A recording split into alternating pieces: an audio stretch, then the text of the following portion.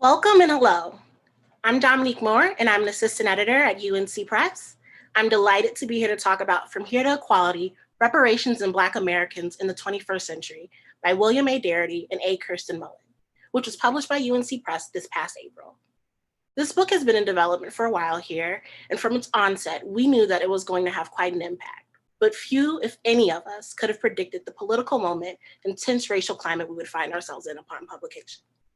From Here to Equality is fueling necessary conversations about history, about policy, and about what is owed to the descendants of American slaves. I'm honored to introduce our authors, Sandy and Kirsten, and our moderator for this afternoon's talk, Tressie Cottom.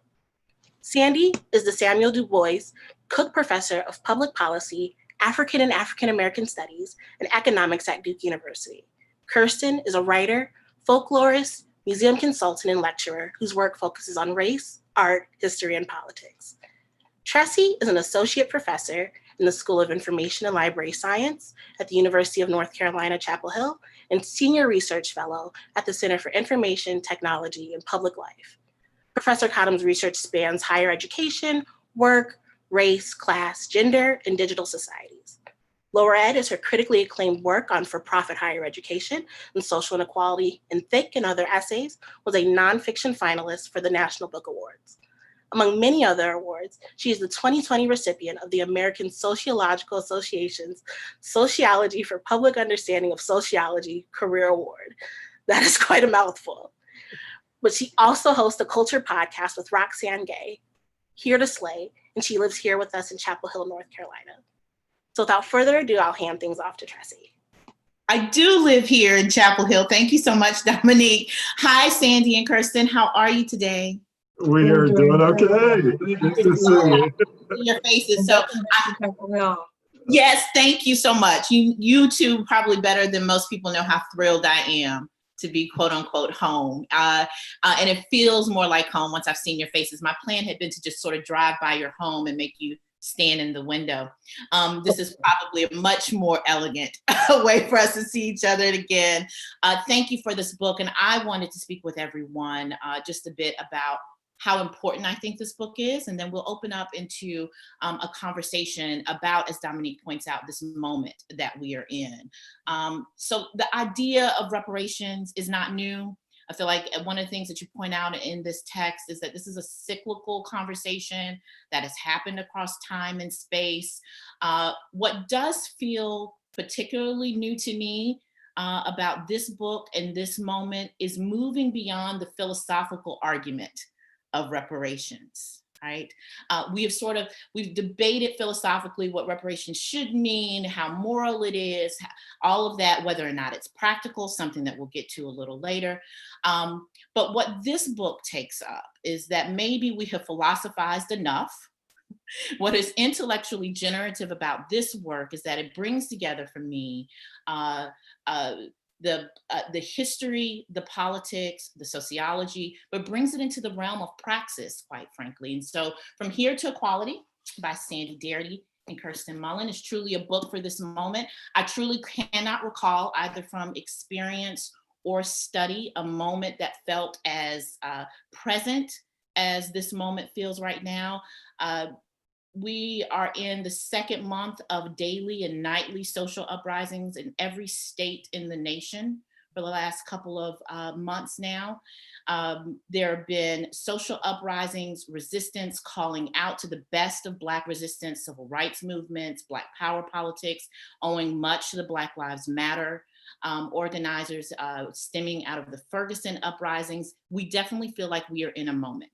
And it is a moment that calls out to people who have been doing work in preparation for this moment. Now, in the second part of this extremely moving and thought-provoking book, you two take on some of the most common criticisms that you hear as you have traveled and talked to people about reparations. And I just want to go ahead and out myself as being one of the people that you mentioned in the text. So years ago, I remember sitting in a lecture hall where Sandy was giving a talk about reparations, and Kirsten, you won't remember, you were there too. You were sitting outside and me saying to him, why would you do this? White people will literally never let this happen. White people will go scorched earth before reparations will be paid to Black Americans. And I remember Sandy saying, without missing a beat, well, they once said the same thing about slavery. It was a moment for me. I took from it a guiding principle that's actually one in my own work, which is that at our best, Black intellectual production should be ready when the time comes. Right? I think the African American proverb goes, "Stay ready so you don't have to get ready." Mm-hmm. So the time came and Sandy and Kirsten were ready and we're all better for it. So From Here to Equality is just the right book to capture a moment, to translate it into truly transformative praxis, a program for Black Lives Mattering in the United States. In the text, you guys talk about the discount rate of Black lives. You show over and over again, sort of through actuarial science and in political terms, how often Black life has been discounted. And I can't think of a more powerful refutation to the idea of discounted Black lives than the eloquent rebuttal that Black lives matter. And so I thank you for being stewards of Black reparations. I can't think of better stewards for this program, for this conversation in the public discourse. The book is deeply researched, owing to Sandy and Kirsten's life work, which is kind of where I want us to start. How and why? Still asking the question I started with maybe 10 years ago. This book, this project at this moment, how were you ready for it? And how did the project begin? Why tackle this? Yeah, well, that's a big question. I should out myself. About 30 years ago, I was someone who had the same attitude that you did about reparations. Neither one of us was saying that it was the wrong thing to do, but that it was something that was very unlikely to happen. And I was approached by Richard America, who is an economist who is based in Philadelphia. And he asked me to write an introduction to a volume that he was editing, which subsequently The Wealth of Races, where he had asked a series of economists to develop estimates of what the magnitude of a reparations bill should look like. And I told him at the time, Richard, I think that reparations is entirely an ethical and moral thing to do, but it's simply not going to happen. Why are we wasting our time? And so he said to me, with a great deal of wisdom, I mean, in retrospect, I really see the wisdom of this. He said, read the papers and write whatever you please. And so I started reading these papers, and kind of the magnitude of the whole array of atrocities that we have been subjected to, sort of hit me in the face in a much more glaring way than it had before. And I reached the conclusion that no matter how long the odds on this was something that had to be done. And I come out of a family that has a long-standing commitment to civil rights activism, activism for social justice. But it took me to get to that point to recognize that I was going to have to make a commitment to the reparations cause, even if it looked like it was something that was never going to happen. And I think it was in that context that I said to you, it was after that experience that I said to you, if it had been 1819 in the United States, people would say slavery would never come to an end. Does that mean that you don't fight against slavery? Or for that matter, if you were in apartheid South Africa in 1957 and you said, well, it doesn't look like apartheid's ever going to come to an end, is that something you don't fight against? Well, in this case, it's something to fight for, the cause of reparations. And even if the present moment still doesn't look like it's completely supportive of reparations, it is a surprising moment for us. And so I would say it was serendipitous that our book actually came out in this present moment. But yeah. And I think it's true. I mean, I was trying to remember maybe over a 15-year period, we both gave talks on 3 different university campuses where the theme was reparations. So the conversation was continuing mostly among academic scholars, but, with the exception of, David Horowitz's advertisements that were placed in a number of, elite college campus newspapers, and this was an argument against reparations.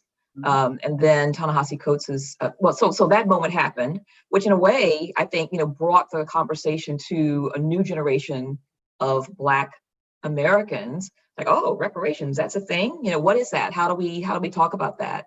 But then that conversation was subsumed by 9/11, right? And it went back underground, and it came back up again for the public with Ta-Nehisi Coates's 2014 cover story on reparations, but even that was not sustained, right? So, but thinking about my own involvement in coming to this work, it's like in some ways, my involvement with the struggle for reparative justice started before I was born. The KKK burned a cross on my mother's undergrad college, Talladega College in Talladega, Alabama in the 1950s. My grandfather, my maternal grandfather, Lowell Paxter Mitchell, was a Baptist minister. And he and my grandmother, Harriet Tolliver Mitchell, were very active in local, state, and national interdenominational alliance work and the civil rights movement. My mother took my sister and me to our first march the summer of 1965. And this is it's in Fort Worth, Texas. This is after Viola Liuzzo, white woman who had come down from Detroit, I believe, to Alabama to help with the marches from Selma to Montgomery. And she was murdered after having participated in, I believe, the second march. And then, since it was actually in March 65, and then in August of that year, an Episcopal priest who was very active in the social rights, social justice movement, Father Jonathan Myrick Daniels, was murdered. He was in a store with a young Black activist, Ruby Sales, who was 17 years old. She had participated in the marches to Selma, from Selma to Montgomery, earlier that summer, but they had simply just gone into a little general store to get, a soft drink. But the guy behind the counter, volunteer county deputy, a man named Tom Coleman, pulls out a pistol because he doesn't like the fact that this white priest and this young Black girl come in to his store. The priest pushes Sales out of the way. He takes the bullet and he dies. And so that was the cause of this march that we participated in when I was a kid. And I remember my mother talking about how all of her friends who were teachers, my mother was a school teacher, were going to come to the march. And her principal, she was teaching at Amanda F. McCoy Elementary School, and Robert E. Starr, who I've interviewed several times, he is deceased now, but he told my mother, the administration has told me that if you march, I'm going to have to let you go. And so my mother, talked to my grandparents, and they said, well, you and the girls won't starve. If we have something to eat, you have something to eat. If we have a roof over our heads, you'll have a roof over your heads. And so we marched. But I remember when we got there, none of her friends were there. None of her friends were there. And it was more white people than I had ever seen in my life. White people you saw on television, you saw when you went downtown. And going downtown was a very formal thing. I mean, you went in your Sunday best, with that little pocketbook and your Mary Jane shoes. Oh, yes, absolutely. That was the situation. You did not wander away from your parents like my kids did. I mean, you stuck really close, to your mother or grandmother, because things could happen to Black kids, and they could happen very quickly. And so being in this sea of young white people who said to us, you all move to the middle of the street, because there were white people on the street with bats and broken glass bottles and chains, and they were spitting on us. It was very confusing, for a child to be in this environment that we had been told, never let yourself be found alone with white people. Mm-hmm. Never. And now here are some white people protecting us. Anyway, so So then I was in a class in Texas that was chosen to integrate the public schools. Heaven help us. Oh my goodness.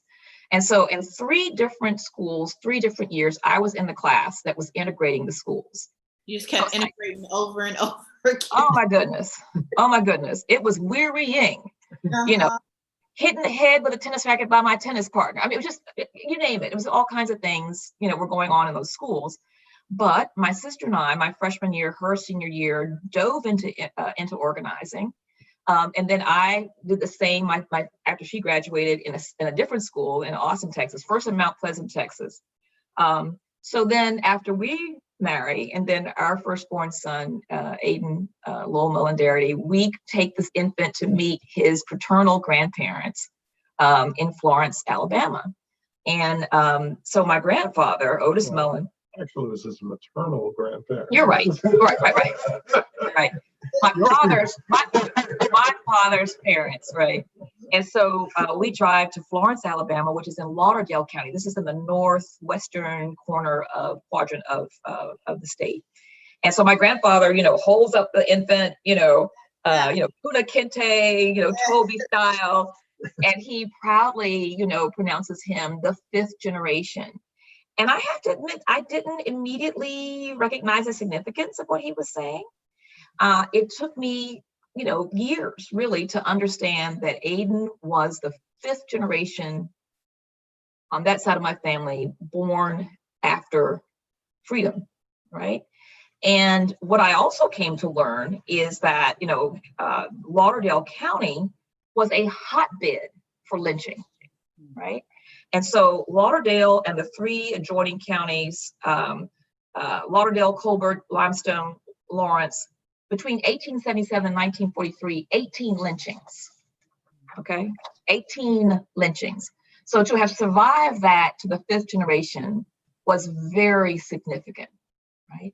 I didn't grow up in Alabama, so I didn't have this experience of daily encountering white people who had owned my people, but they had. My father's family knew and knows very deeply what that means to confront on a regular basis, your history, your history and your current stuff.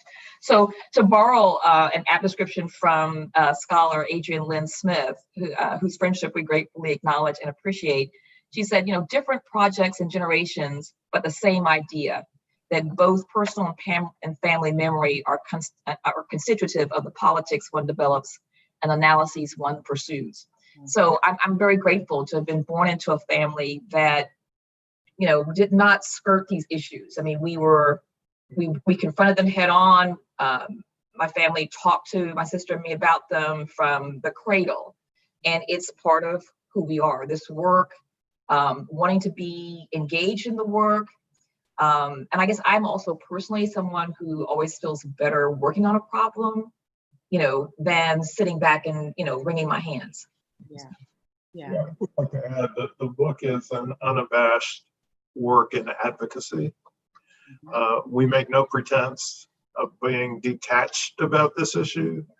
I hope we've been very systematic and rigorous and accurate, but there is a mission embodied in this book, and I don't want to say otherwise. One of the things that that both of you do so well in this text, and I knew that knowing you all when I came to the text, but I think even if people don't know you coming to it, is to get rid of this, which in many ways is a false dichotomy, this idea that one cannot be rigorous and be affirmative. Right, mm-hmm.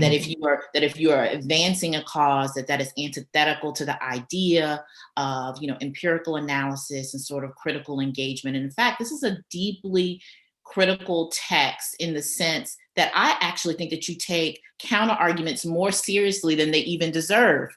I mean, so I would like for us to touch on some of these that I think are particularly common, especially here over the last few weeks, where I think the conversation about reparations has really moved into the forefront of public discourse. I mean, people are talking about this seriously. I'm hearing politicians, and not just federal level sort of politicians. I'm hearing local politicians talk about what economic reparations for Black people would look like. That seems different to me. And so when you are doing this work over the course of really what has been most of your adult, most of your adult life, you've come across these sort of themes and these tropes of responses. And to Sandy, to your point in the book having a mission and perhaps being almost too fair to some of the other side, I want to start with the ones that I think are at least fairly good faith responses to the idea of reparations. So the first one is, haven't we done this? Is this not what affirmative action has been? Did we not do a civil rights movement, do the Civil Rights Act? Did we not dismantle the vestiges of formal, codified, separate, but unequal? How is reparations different from the affirmative action policies that are in place? There's a really wonderful quotation that we deploy in the book from Malcolm X, where he makes a distinction between pulling the knife out and healing the wound. Mm-hmm. And the types of measures that you've been talking about are primarily measures that would prohibit or discontinue the kinds of harms or damages that have been inflicted on folks, but don't do anything to compensate them for the full effects of those damages. And so I think that's the key distinction. If we think about civil rights legislation, it's supposed to bring an end to legal segregation, but it doesn't provide any compensation for the harms that have been caused by legal segregation. Affirmative action is an anti-discrimination measure. So, presumably, if it were fully effective, which it isn't, it would bring an end to discrimination in employment markets. But it doesn't compensate people for the full effects of how that discrimination has had an effect on their lives. So when we think about reparations, we focus heavily on racial wealth differences in the United States because we think that captures the cumulative effects of the atrocities that have been imposed on Black Americans, particularly from the standpoint of economic outcomes. And so in the present moment, Black Americans are about 13% of the nation's population, but only possess about 2.6% of the nation's wealth. And this translates into an average differential between Black and white households of a net worth of $800,000. And this is an immense disparity. And we think that you don't bridge that by taking measures to pull the knife out. You have to heal the wound.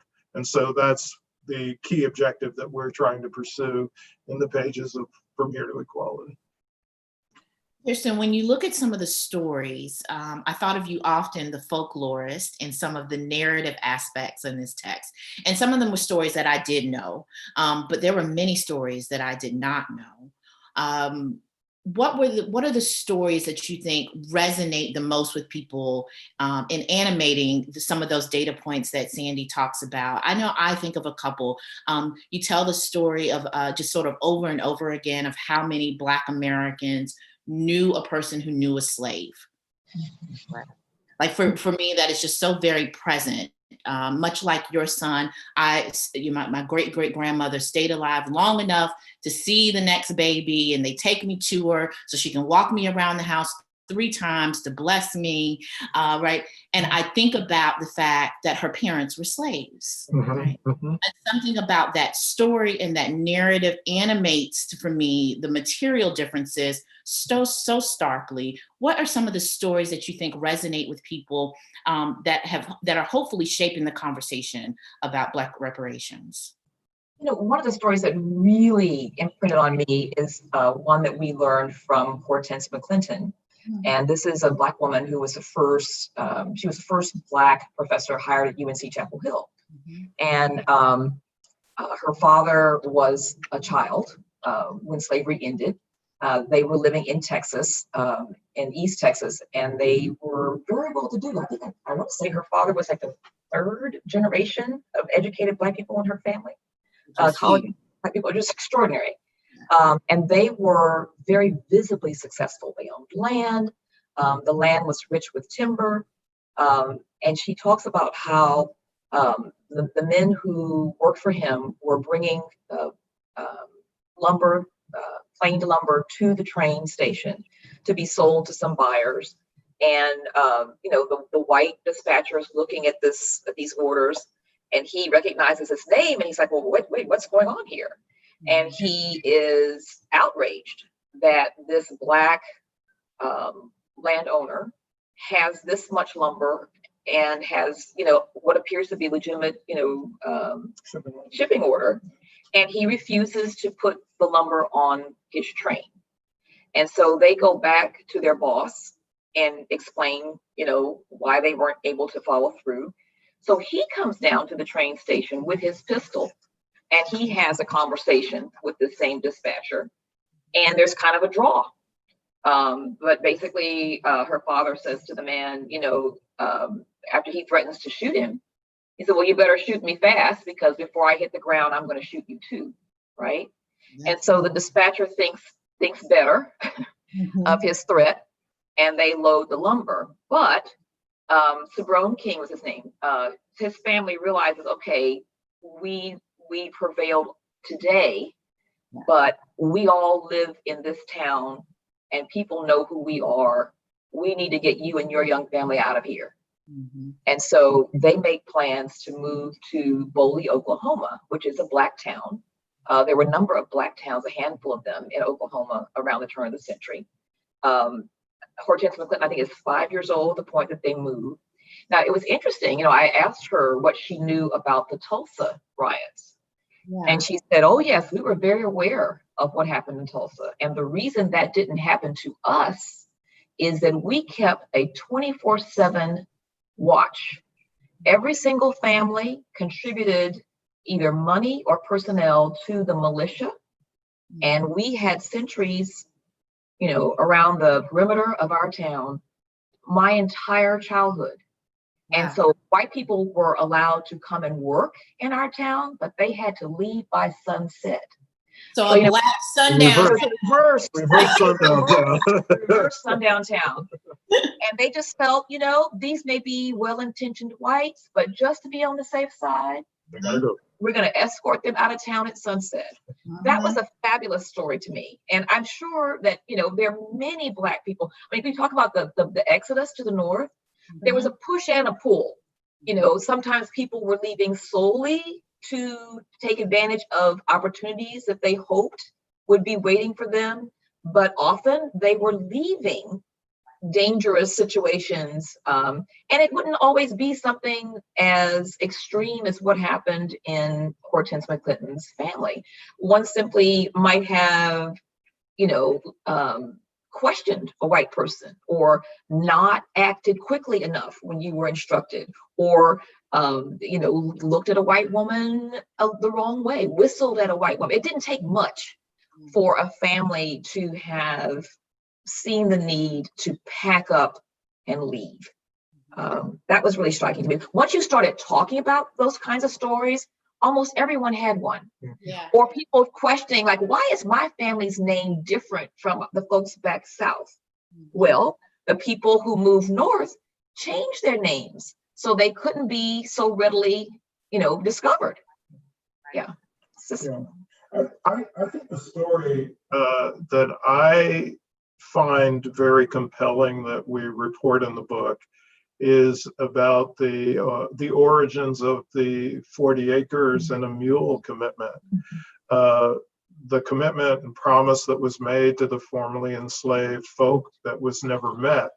And arguably, in conjunction with the period in which 160-acre land grants were being given to whites in the western part of the United States after the territory had been taken from the native populations. The failure to provide Blacks with the 40 acres while providing many, many whites with these 160-acre land grants is the foundation for the racial wealth gap that we observe today. But the story of how the 40-acre land grant policy came about is an interesting one in and of itself. It takes place when in January 1865, when Sherman arrives in Savannah, Georgia, and meets with the Secretary of War, Edwin Stanton, and a group of Black leaders who they call in to have a conversation with them. And these leaders were primarily ministers, but their spokesman was Reverend Garrison Frazier, who was from Granville County in North Carolina.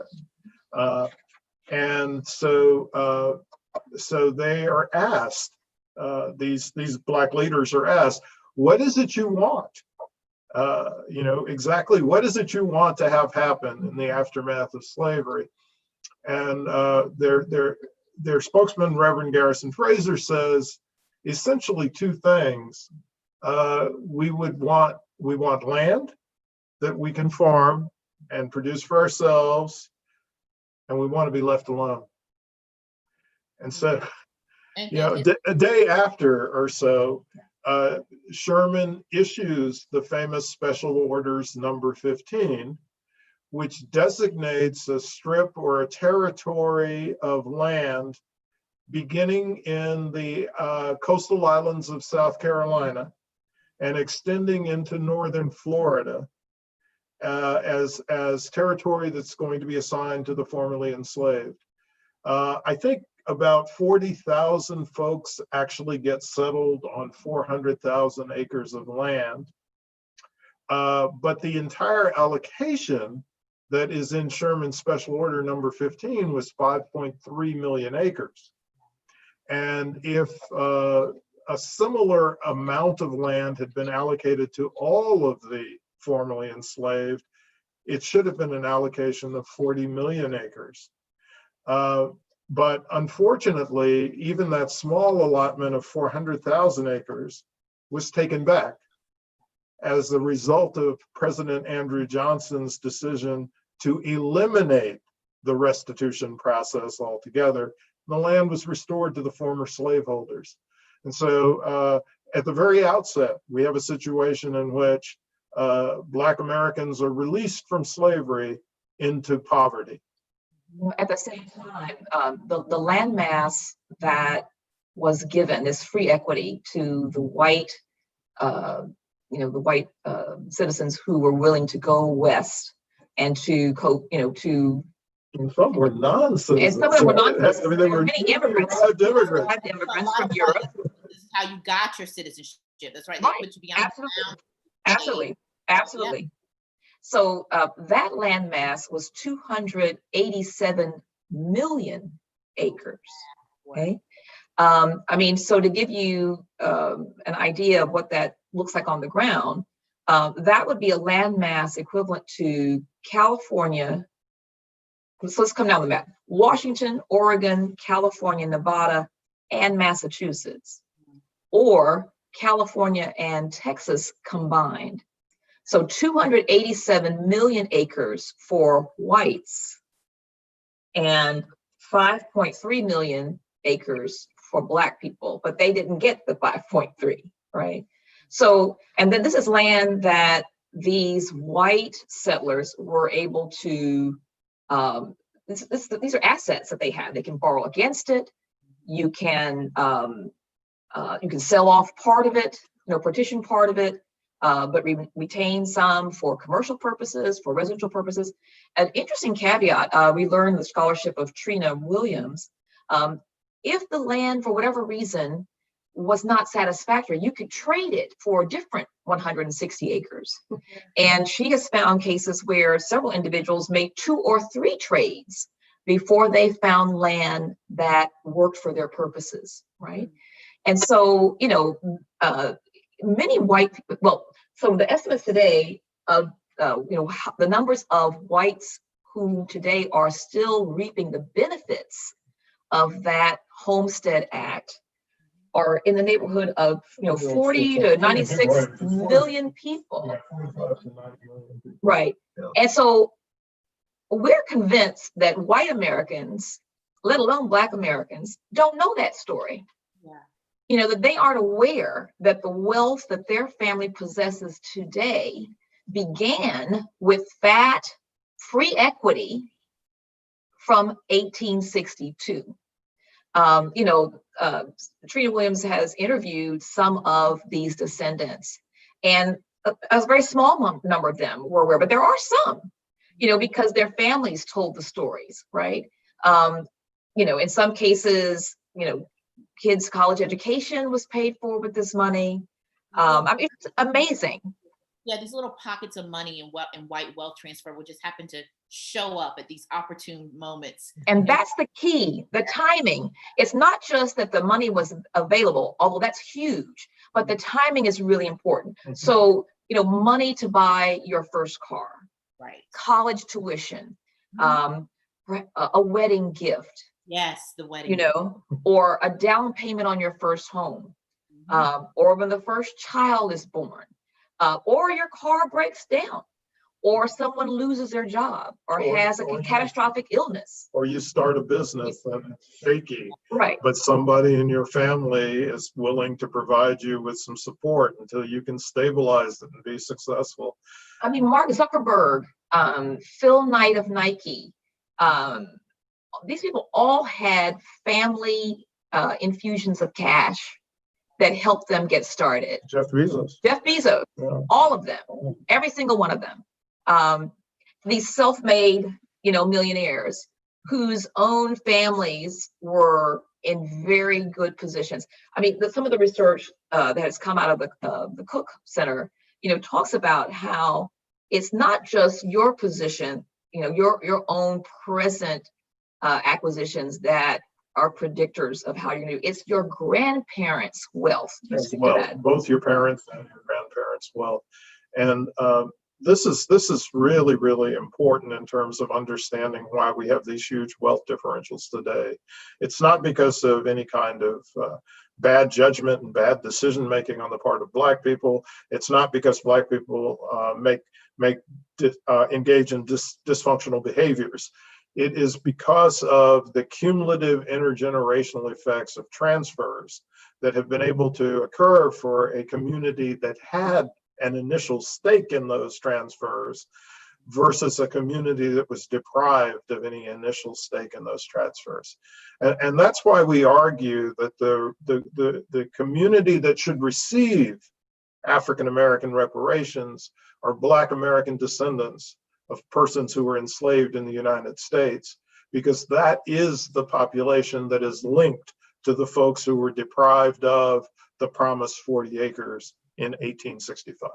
And those are the people to whom the relative wealth position of whites are the counterweight, right? So it is not just that there's a direct claim for those group of people, but it is relative to those group of people that white Americans were able to extract their unfit fair rents. Yes. Yeah.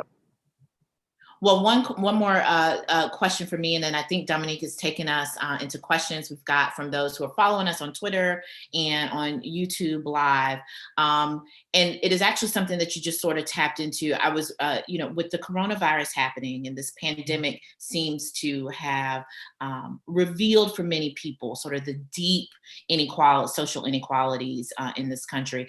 I've been struck by how many young people realize for the first time, apparently, I think in their adult lives, that some of their peers were able to respond to something like the coronavirus differently than they were. There were all of these stories of, very well-educated, solid African-American working adults who realized that their white friends could leave the city and go to a family home in the country, or that, they could get access to testing and other people could not, those sorts of things, those sort of relative wealth positions, I feel like became really concrete for a lot of people for the first time as we responded to the coronavirus. In this moment, what does it mean that we're talking about reparations as everything politically and economically seems like it is in, disarray? Is this a good moment for this conversation? Is this a critical moment when these sort of shocks happen?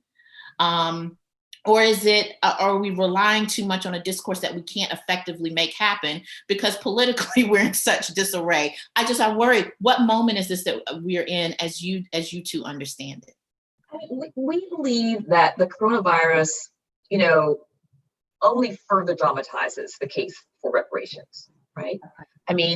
We have this excess Black mortality, Black people are, we have this horrible Sophie's choice, right? Either you are exposed on your job, you have a higher level of exposure, or you have no job, right? The work that you do is essential, but you are not, as our colleague Rhonda Sharp has pointed out, right? But it's always an urgent time, to adopt reparations, and it's been urgent for 155 years. It's still urgent. It's time for the nation to pay this debt, and it's time for racial justice. But I think the pandemic has put this huge magnifying glass on the problem, and let's be frank, these devices that we have, and the fact that many of us are at home, we have been present to more of the atrocities, to more of the pain, to more of the suffering. And when these incredibly horrible events occur, we are reminded again that this is not the first time. And because of the archival qualities of the internet, you can quickly line up like, oh, didn't we just do this 2 months ago, 4 months ago, 8 months ago, 2 years ago? But, there's this kind of, somewhat, as you say, for many of us, it's another data point, but for many, it's the first. Right. One of the consequences of Black wealth deprivation is really the minuscule scale of Black-owned businesses. So today, I think if you looked at the total, well, let me say before the onset of the coronavirus crisis, there probably were somewhere in the vicinity of 2.5 million to 3 million Black businesses collectively in the United States. And they would have an annual level of retail sales that would amount to less than half of the retail sales of Walmart taken alone. So these businesses are very small. I think only 4% of them have more than one employee besides the owner themselves. But in the midst of the coronavirus crisis, virtually half of those businesses have gone out of operation. So they were small in the first place, but now their numbers are vastly depleted. So again, I think the current health crisis is also having economic ramifications that reinforce why we should have had reparations a long time ago. Another data point, between 2007 and 2019, half of all Black banks closed. Half. So, and these are community banks for the most part, right? So, that is a huge, flashpoint for Black enterprise. Yeah. It seems like an important bellwether. If your community bank is closing, your community may be closing too. That just seems like a really bad indicator. Yeah. Yeah. Thanks, y'all. Dominique, do we have questions? Yeah, we do. For those of you who are joining us on YouTube, just drop down right in the chat section and leave your questions. We also have a chat going on Twitter, and you can use the hashtag FHTE, or you can use UNC Press and you can ask any questions. So I'm going to go ahead and I'm going to jump into the first one I have here. So the first question we have is, what can we do now to support a pure reparations program? So we can petition Congress and lobby for a comprehensive national program of reparations for Black descendants of U.S. slavery. The Durham, North Carolina City Council, Durham is the city where we live, has resolved to do just that. They have created, begun a coalition that is seeking to press this case. You can encourage your municipalities, but also your cultural institutions, your communities of faith, your sororities, your ultimate frisbee groups, all of the affiliate groups that you that are important to you. Have them join the petition, join the cause. The other thing that we would say is get your own house in order, right? So take a look at the groups to which you belong. Who are the thought leaders that you consult when you have an issue? Who are the members of these groups? When you have the opportunity to have a meeting or to purchase goods and services, who are the vendors that you select? Who gets hired? Do the numbers reflect the representation of the country? There's a lot of work that individuals can do. But first and foremost, we would say support a national comprehensive program of Black reparations. Yeah, it's Tressie, as an academic, we're well aware that colleges and universities have not gotten their houses in order by any means. It's always been easier for them to attempt to desegregate their student bodies than their faculties. And so, if a college and university is going to sign on to this mission, particularly one that has a history of complicity with slavery, I would include the University of North Carolina, Chapel Hill, the University of South Carolina, most of our major universities in the United States in the North, all have very strong connections to slavery and the slave trade. And so if they are going to join this effort to promote reparations at the national level, they also need to get their own houses in order. But I'll also add that there is a danger point that's associated with the effort to get reparations at the national level. And that's some of the problems that are associated with the piece of legislation that exists now to establish a commission that would study and design proposals for reparations. That commission would be embodied in what is known as HR 40. And I think, unfortunately, the way HR 40 is currently written, we've got very little likelihood that we'll get a proper reparations program out of whatever commission is formed by that legislation. So that's a danger point.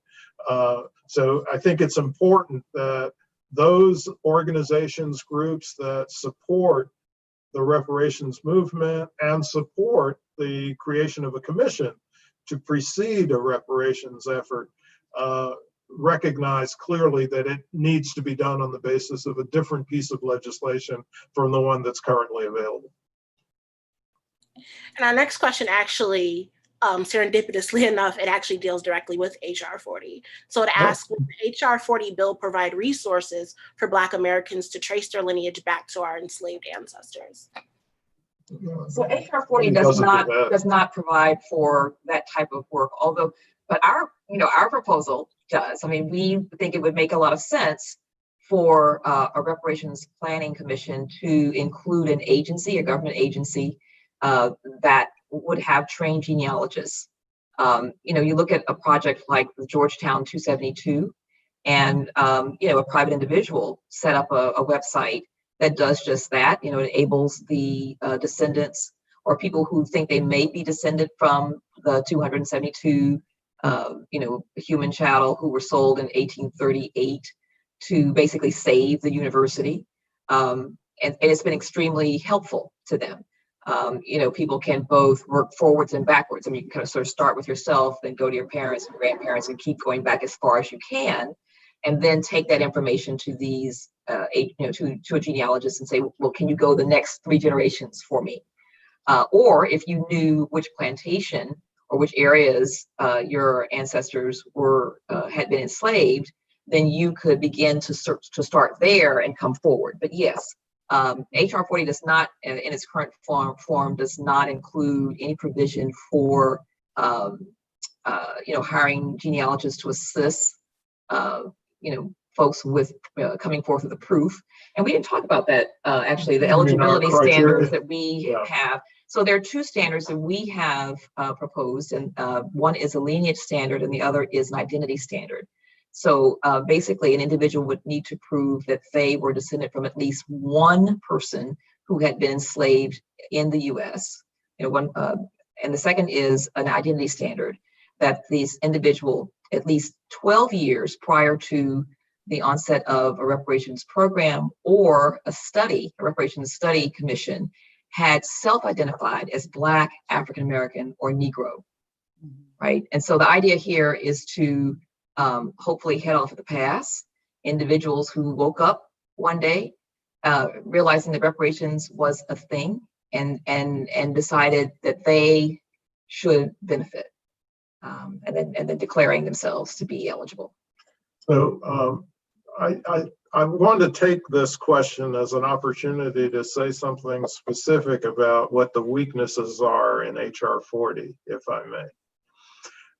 So the first weakness is the fact that there are 13 commissioners who will be paid at the GS-18 level.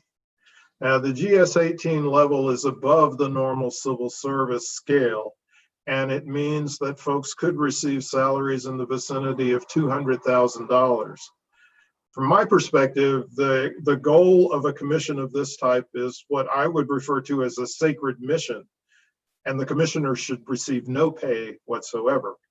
Moreover, the commission should have a deadline for producing its full report to Congress of no more than 18 months. However, the way the legislation is currently written, the commission can make a report to Congress in a year, but can continue with whatever activities it deems are necessary. And so you could have a situation where the commission comes to Congress at the end of a year and says, well, we haven't completed our research. We have to continue. And there's no time closure point that's provided for in the bill. So that's the first set of issues. The second is that the appointment of the commissioners is dictated in a somewhat peculiar fashion, where 3 of the folks would be appointed by the United States president. 6 of them are supposed to be people who are representatives of organizations that have been actively involved in the reparations effort, although those particular organizations are not specified. I've got some speculation as to whom it might be, but that's problematic because another provision in the bill is the authority of the commission to provide contracts to external organizations for whatever purposes the commission deems necessary. And so there's all kinds of possibilities of corruption that could occur in the process of this commission's deliberations. There are 2 other things that I'd like to emphasize, and this is related to what Kirsten was saying, that there actually are no directives for what the content of a reparations plan should be listed in HR 40. So apart from the question of the absence of any kinds of directive that there should be a provision to provide people with genealogical services, there is no directive that says that the reparations plan must be designated specifically for Black American descendants of US slavery, nor is there any directive that it should address racial wealth disparities in the US. And so we think that the legislation is really quite flawed and is not going to produce the type of reparations project that we really need in the United States. I mean, the legislation is 30 years old, and it hasn't really been examined in those 30 years. One other interesting thing, the legislation focuses very sharply on 1619 as kind of the starting point, right?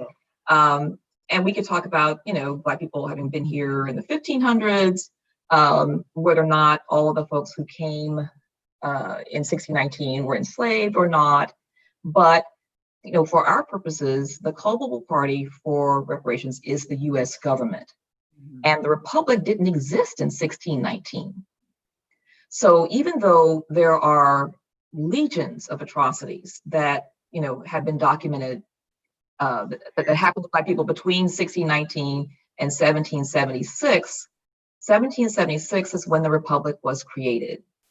And so that for us is when the clock should start. Now, if someone wanted to write a separate bill to focus on, the harms, the colonial period, I think that's fine. But if you're going to focus on a target, a culpable party of the federal government, which we think is the way to go, then you need to start the clock at 1776 and not 1619. So it's defendant, it seems to me. Yeah, if you don't do that, you don't have a defendant. exactly. Yeah. So, we've all been like holding on to this thing called HR 40 for decades, but few of us have read it. And I think it's important for us to read it and understand it and to know what the implications are and to advocate that Congress change it, that it be revised, that before it becomes law, it is radically altered. A year ago, they had the hearings about HR 40, the Judiciary Committee, on Juneteenth in 2019. And I was asked to provide testimony. I wasn't able to do it in person, so I submitted written testimony. But what was peculiar about the whole thing was the hearings were supposed to be about HR 40. And I think it was only my written testimony that included any significant discussion of the bill itself. Everybody else talked about whether they were for or against reparations, but they didn't actually talk about the substance of the bill. But the hearings presumably were about the bill. So anyway, it's unfortunate. It's unfortunate. Yeah, I remember that clearly. It is indicative, I think, of something that you all point out in this book, by the way. The sleight of hand that often moves the conversation about reparations from policy, social policy and action back into the realm of maybe, personality and debate. And one of the things that this book really pushes us to do is to be systematic and deliberate about what is actually on the table, what the actual terms of engagement should be. And I do remember that, Sandy, and thinking, okay, well, there are ways that these hearings happen. We've been a part of these types of things. And sometimes you're actually there to do a substantive policy hearing. And sometimes you're there because C-SPAN is there. And they're not always the same activity. Sorry, Dominique, we could do this all day. Yeah, that's right. I want to braid in a few questions because they kind of all tie to the same thing, but the idea of record and having access to record as a privilege in and of itself. Mm-hmm. So what do you do when you're talking about a population of people who are foreclosed from being able to write about their history and read about their history? And how do you prevent further inequity from happening with those who have a record that they are the descendants of slaves and those who don't? Is this just that it's impossible for some people to establish their genealogy? Is that what's being asked? Yes. Although, listen, so Sandy, let me put maybe a more concrete ask around that question, because I do think it's an interesting one. On my mother's side, my people are from Eastern North Carolina, where there has been this long debate, first of all, about who is even Black in Eastern North Carolina. Truly, I think it's hard for the rest of the country to fathom that there's this place in the world where the quote unquote Black-white dichotomy, as much as I sort of dislike that framing, is not as rigid as it is in other places, because there is a sizable, notable Native American population. And so There's always been apartheid racial hierarchy there in the area, where the records about who and isn't Black was always this really political negotiation for what privileges were available at any point in time. Yeah, but our second criteria kind of takes care of that. It's have they lived their lives as Black? They self-identify as Black. Okay. And there's a cost to that, right? Mm-hmm. Every day walking around. It's very different to walk around in Black skin. And from what my white friends and associates tell me, than walking around in their skin. And so that's partly what we're talking about. Yeah, and people can make their response to the census on the race question, public information, to establish that they met the second criterion. But the first criterion requires you to establish that you have at least one ancestor who was enslaved in the United States. Not that all of your ancestors in your great-great-grandfather or grandmother's generation were enslaved, just one person. And so we think that that's not an insuperable task for genealogists. I mean, the genealogists who focus on Black family histories are really quite skillful. And so I think that that's not a task that would create some disadvantage for some segment of the population. I think what's happened is a lot of people, because of a sense of shame about how slavery has been part of their family history, have not really tried to explore their ancestry to that degree. But now we're creating an incentive for them to do so, and I don't think it's an impossible mission at all. And this question actually comes to us from Chicago, to switch gears just a little bit. So it says, as a Black trauma therapist specializing in gun violence here in Chicago, how can I convey to those in power the impact reparations can have on addressing trauma and gun violence in our communities?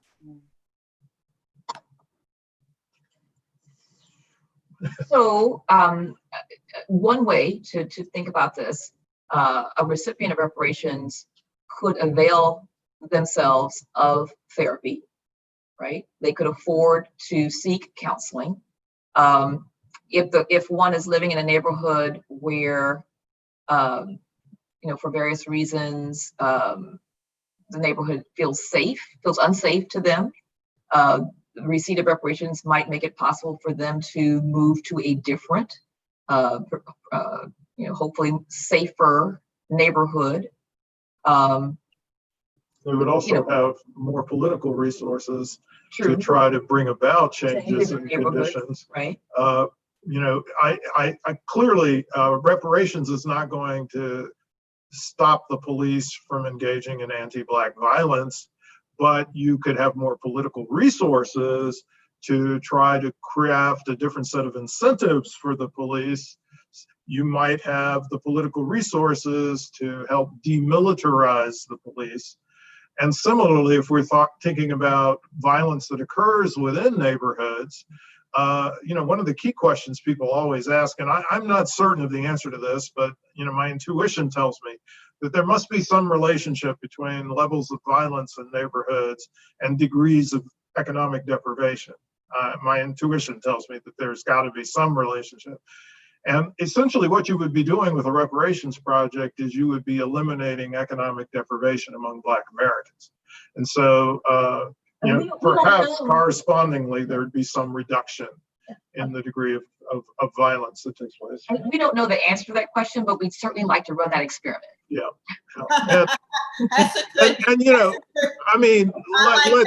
Let's be clear. There's another set of policies that have to be considered that are not going to be resolved by a reparations program, which is the removal of guns from American society. Yes, yeah. So this is a really good point, and Kirsten, I love that. Let's try it and see. Let's see what happens. To a lot of these things that people think are so wild. They're like, well, if we cancel student loan debt, this will happen. Well, I don't know. Let's try it and see what happens. I like this angle as well with economic reparations, but it does bring us to this point that economic reparations is not meant to be a singular social policy response to all of the social ills in the country. That you're trying to address a specific claim, which you all have detailed, I think, quite eloquently and elegantly in the text, but that there's always going to be these other social policy interventions that also need to happen. Yeah, because reparations is healing the wound, but you do need to pull the knife out also. Yeah, right. Yeah. And I think we have time for one more question. I'm going to squeeze it in. So this one asks, how does your view of reparations compare to Catherine Frank's ideas in her book Repair, where she talks about land-based reparations via non-traditional arrangements like land trust? And to tie it into the question I see right after it, which also asks, how do Black American reparations, how do we understand that while simultaneously addressing the impacts of Native American dispossession throughout the US, particularly in the South? So, You take the first, I'll take the second. So, one of the points that Catherine Frank makes in her book, which is very interesting, she is looking at those land grants that were bequeathed to the 40,000, well, still enslaved, but then eventually newly emancipated Blacks right after the Civil War. One of the points that she makes is, why didn't the US government just give those Black people cash? Mm-hmm. She makes this point in her own book, that would have been a lot simpler. You know, we would like to think that, so part of the problem was when folks got into these titles of land, they discovered that for all kinds of reasons, they didn't have clear, what's the term, but they didn't have clear possession of these properties. So you'd like to think that the federal government didn't do that on purpose, right? But we don't know the answer to that, right? But people were 2-3 years into having worked the land, may have already been paid for, several crops, several harvests, only to discover that they didn't have a clear title to the land. So I think the point that she makes that, all of this would have been a lot simpler if the federal government had simply given them the cash. They could have determined which land they wanted to buy, negotiate with their own lawyers, whatever, and made those purchases. But one question one would have to ask is, where is all this land that one would give to Black Americans, right? I mean, we have had this history of giving land that other people occupied Mm-hmm. to, in the case of the Homestead Act, to these, white citizens and new citizens. I mean, it's not that land was just available. Native Americans occupied that land. So I'm not entirely sure, where this store of land would come from. And certainly there are other kinds of assets than one might receive that would not be the same as cash, would be illiquid, that could, Direct payments don't have to be cash. Right. They could be trust accounts. Right. They could be endowments with some restrictions on the speed in which you spend the funds. But they can, they can gain interest, right, off of these. There's different ways you could do this. But we think direct payments are vital in some form for both substantive and symbolic reasons, particularly if we're addressing the racial wealth gap. But the last question concerned the reparations for Native Americans. And, we certainly think Native Americans have a valid case for reparations. It's not the case that we've been working on. Our focus has been explicitly on reparations for Black American descendants of US slavery. But I would like to add that the two cases are not the same. The Black American case for reparations, as we construe it, is a case for the material conditions to be met to enable Black Americans to have full citizenship, which they have been denied for 155 years. Okay. The Native American case for reparations, I believe, is a case for sovereignty rather than citizenship. And so these are philosophically different cases, and they need to be crafted in different ways. And so unlike Joseph Biden's suggestion the other day, they should not be collapsed onto one another. Can I tell you, the Native American case, and I do think there's a meaningful distinction, the difference between sovereignty and citizenship. And the way that I saw this point recently too, saying that's why it's on my mind, and I was just thinking, if anything, full Black citizenship and franchise makes for a stronger body politic that might respond in better faith to the Native American claim to sovereignty. That's right. Or in terms of anybody's claim for justice. Right. Yeah. Certainly that's what I would like to think would happen. And I think there's a good case that might be the case. It's a wonderful point. Dominique? Yeah, so it looks like our time here is coming to a close, but I just want to close out by saying that I thank Sandy, Kirsten, and Tressie, as well as all of you for being here and being part of this timely and important dialogue. You can find From Here to Equality, as well as Tressie's book, Thick, wherever books are sold. We encourage you, however, to order through your local bookstore or go on bookshop.org. Bookshop.org, and these are great. Black independent books sellers are also available on bookshop.org if people are so inclined. I want to thank UNC Press for publishing this important and timely work, Dominique for making time, and of course to my good friends and intellectual inspirations always, to Kirsten and Sandy. Thank you for gifting us this work and for speaking with me today and letting me be here. Thank you for very talking grateful. with us. This is fabulous. Very grateful Thank to you. be here today to share the stage with you. Thank you so much. All right.